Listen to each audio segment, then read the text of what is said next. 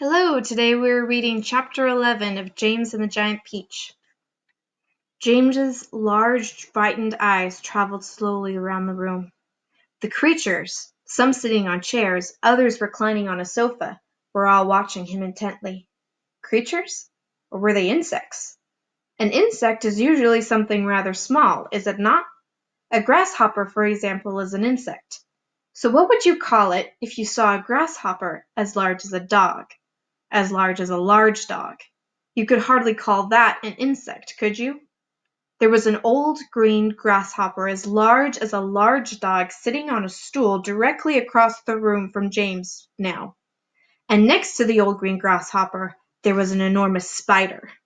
And next to the spider, there was a giant ladybug with 9 black spots on her scarlet shell. Each of these 3 was squatting upon a magnificent chair. On a sofa nearby, reclining comfortably in curled-up position, there was a centipede and an earthworm.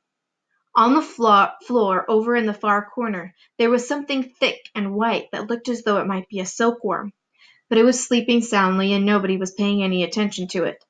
Every one of these creatures was at least as big as James himself, and in the strange greenish light that shone down from somewhere in the ceiling, they were absolutely terrifying to behold. "I'm hungry," the spider announced suddenly, staring at James. "I'm famished," the old green grasshopper said. "So am I," the ladybug cried. The centipede sat up a little straighter on the sofa. "Everyone's famished," he said. "We need food." 4 pairs of round, black, glassy eyes were all fixed upon James. The centipede made a wriggling movement with his body as though he were about to collide off the sofa, but he didn't. There was a long pause and a long silence. The spider, who happened to be a female spider, opened her mouth and ran a long black tongue delicately over her lips. "Aren't you hungry?" she asked suddenly, leaning forward and addressing herself to James. Poor James was backed up against the far wall, shivering with fright and much too terrified to answer. "What's the matter with you?" the old green grasshopper asked. "You look positively ill." Here is a picture of all the creatures. We've got the green grasshopper and the ladybug, the spider, the earthworm and the centipede.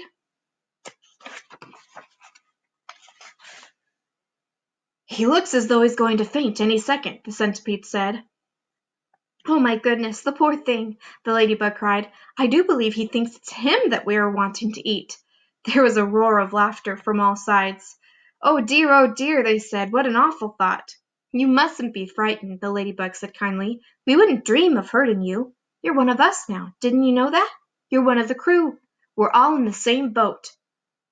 "We've been waiting for you all day long," the old green grasshopper said. "We thought you were never going to turn up.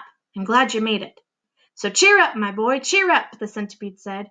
"And meanwhile I wish you'd come over here and give me a hand with these boots. Takes me hours to get them all off by myself."